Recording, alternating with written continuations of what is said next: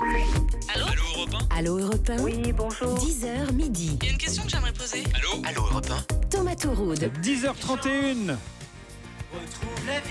Merci d'écouter Europe 1.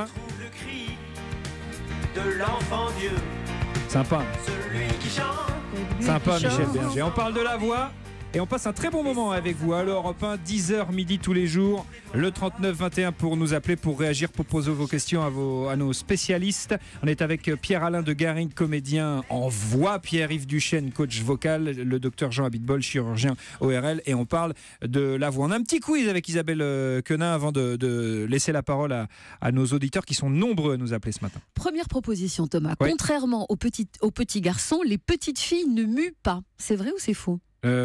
C'est vrai? Eh ben, c'est faux. Bon. La mue Tout le est monde a mo- le droit de jouer. Hein. Elle mue moins. Je suis Bah, pas le seul.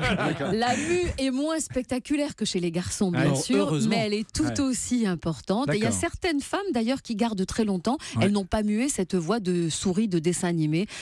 Voilà.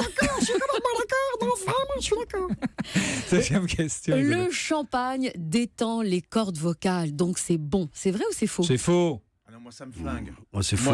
Moi je peux absolument Jamais. pas chanter si je bois du champagne. Eh ben, Alors vous avez raison, parce que c'est Ah non. totalement faux, Ouais. c'est mauvais. Le champagne, le vin blanc et même, selon Jean, le vin rosé ont tendance à déshydrater les cordes vocales et donc à les endommager. Il faut parler moins de 4 heures par jour. C'est vrai ou c'est faux? Bon, non, c'est faux. Je pense pas. Non. C'est faux. Eh ben, c'est vrai. Ah bon? C'est vrai. Et ouais.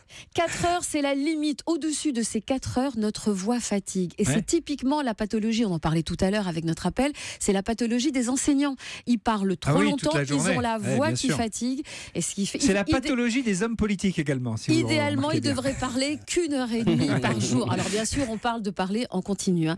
Le tabac et l'alcool sont les pires ennemis de notre voix. C'est vrai ou c'est faux? Tabac et alcool, je dirais bah oui. A priori, oui. Oui, mais moi je voudrais rebondir sur la question Pierre-Yves Duchesne. précédente. Rebondissez. Je crois vraiment que c'est une histoire de muscles, Ouais. c'est une histoire d'énergie. 4 heures, c'est un chiffre comme ça, un peu arbitraire. Ouais. Mais moi, si je m'arrêtais à 4 heures, j'ai à peu près Mais une dizaine d'heures de cours de chant par 4 jour. heures pour quelqu'un qui n'en fait pas son métier. Et qui ne Mais travaille je pas crois que sa même voix, si, comme vous même l'avez si dit. ce n'est pas votre métier, je pense que vous pouvez muscler cet appareil de phonation d'abord par la respiration, ensuite par une série d'exercices musculaires et finalement en habillant, si vous faites de la musique ou si J'adore quand vous parlez d'appareil de Ouais. phonation, ça m'éclate.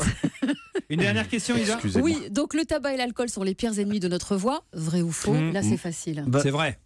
Eh ben, en fait, c'est moi, pas je exactement pense pas vrai. que ça soit si vrai que Parce ça. que le pire Moi, je peux ennemi, pas, mais c'est ouais. l'isolement. C'est-à-dire que si on ne parle plus, si on perd l'habitude de parler, eh bien, ce qu'on risque, c'est l'atrophie. d'accord. On va perdre notre voix. Et à la fin, quand on se remettra à parler, on aura une sorte de croassement. Donc, c'est l'isolement qui est C'est pire chic. que... Vous C'est pouvez chic. faire un croassement, Pierre-Alain? Alors ça, c'est un croisement de lion, mais c'est un croix lion. C'est un croix lion. Un croassement un petit exemple de grande cantatrice qui fumait 2 paquets de clopes par jour, Montserrat Caballé, que vous devez connaître, Jean, Ouais. qui fumait mais comme un pompier et qui avait les plus C'est beaux l'exception. sans-filets, Ouais. les plus beaux sans-filets de la. Non, mais on en avait un autre qui était Johnny Hallyday. Et dans la pub, Ouais. il y en a qui ont des voix extraordinaires. Ben, Ouais. Moi, je peux monter très haut, mais je peux descendre bas. Mais Ouais. pas plus bas que ça, c'est déjà pas mal.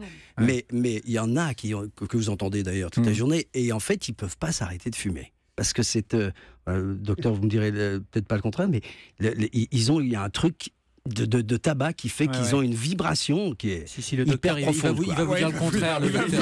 Le docteur, il va vous dire de ne pas fumer. Non, mais mais faut pas.